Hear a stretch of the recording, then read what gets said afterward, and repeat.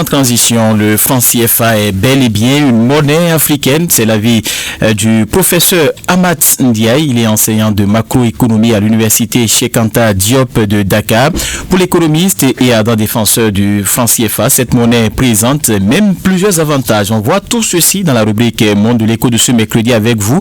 Jacques Debré, bonjour. Bonjour, Epiphane Chabi. Alors, vous parlez de 5 avantages qui font du franc CFA une monnaie à ne pas abandonner. Pensez-vous nous en dire davantage? Oui, c'est ce que le professeur Amat Ndiaye appelle les 5 avantages de maintenir le franc CFA. Alors, il faut dire que le franc CFA, franc des colonies françaises d'Afrique, cristallise beaucoup de débats sur le continent, aussi bien dans le rang des masses populaires que chez les élites, les économistes et les panafricanistes notamment. Vous avez d'un côté les détracteurs de cette monnaie coloniale et de l'autre ses fervents défenseurs. Et c'est dans cette dernière catégorie qu'on retrouve le professeur Amat Ndiaye, le macroéconomiste sénégalais et enseignant à l'université Cheikh Anta Diop de Dakar. Martel et chante, à qui veut l'entendre, que le franc CFA est une bonne monnaie, une très bonne monnaie d'ailleurs, et il évoque 5 raisons pour étayer son argumentaire. D'abord, il trouve que le franc CFA d'hier n'existe plus, celui d'aujourd'hui est africain. Selon lui, et la représentation selon laquelle le franc CFA est une monnaie coloniale héritée de 1945 et prétendument encore dirigée depuis Paris ne correspond plus à la réalité du moment. Il appelle à dépassionner le débat. Ensuite, le professeur Ndiaye parle d'une mutation historique décisive depuis sa création en 1945. Eh bien, le franc CFA a connu une succession de réformes qui ont fini par transformer sa nature. La plus décisive intervient en 1973 lorsque les banques centrales avaient cessé d'être administrées par des gouverneurs français pour la première fois. Il y a maintenant un peu plus d'un demi-siècle, les Africains vont prendre les commandes de la BCEAO, la Banque centrale des États de l'Afrique de l'Ouest, et de la BEAC, la Banque des États de l'Afrique centrale. Finit donc la gestion sous tutelle française et ce fut un tournant majeur. La gestion monétaire, longtemps symboliquement rattachée à Paris, devient pleinement africaine à compter de cette année. Alors, et quelles sont les autres raisons qui justifient cette position tranchée du macroéconomiste? Le professeur Ndiaye souligne aussi une souveraineté monétaire assumée. Depuis plus de 50 ans, la gouvernance du franc CFA est assurée par des Africains au sein de conseils d'administration et de comités de pilotage monétaire exclusivement composés de représentants des pays membres. Et depuis 2019, eh bien, la France n'a plus aucun représentant dans les instances de la BCEAO. Elle propose tout simplement son soutien financier en cas de pénurie de devises via la garantie de convertibilité. Mais les décisions monétaires, elles, relèvent désormais exclusivement des Africains. Le macroéconomiste sénégalais parle pour finir d'un parallèle éclairant avec des institutions et d'une symbolique qui a évolué, faisant ainsi référence aux différents changements dans la définition du sigle CFA au fil des années. Bref, pour le professeur Amat Ndiaye, enseignant à la FASEG, la faculté des sciences économiques et de gestion à l'UCAD, eh bien, le franc CFA d'aujourd'hui est donc une monnaie africaine avec ses forces et ses limites, mais cette monnaie est tout sauf à la base du sous-développement des pays qui l'utilisent à l'encore. Et si on l'écoutait d'ailleurs.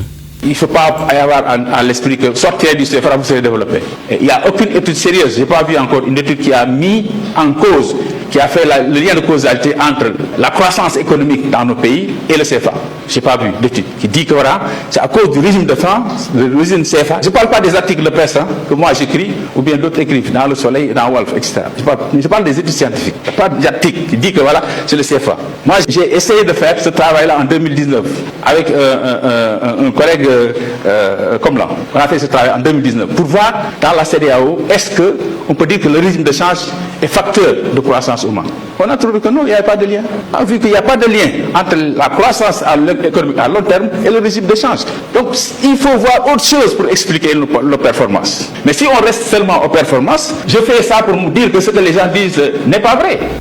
Alors Jacques, si le franc CFA n'est pas en partie l'une des raisons du sous-développement de l'Afrique, quels sont alors ces facteurs qui maintiennent le continent dans la pauvreté et que faire pour inverser la tendance? En termes de facteurs de sous-développement, et puis Chabi, on peut citer plusieurs, mais qu'on ne pourra pas développer ici ce matin. Il y a le néocolonialisme, le colonialisme d'abord, il y a la traite négrière, la dépendance économique, le manque d'infrastructures, l'industrialisation encore à l'étape embryonnaire, la mauvaise gouvernance et la corruption, l'instabilité politique. Et la liste est loin d'être exhaustive, mais le macroéconomiste Amath Ndiaye insiste sur un facteur important, la faible intégration économique entre les États du continent. Il pense que si l'Afrique veut se développer, il faut d'abord regarder dans le même sens sur le continent. On va l'écouter. L'Afrique doit s'unir de manière économique et politique pour relever les défis.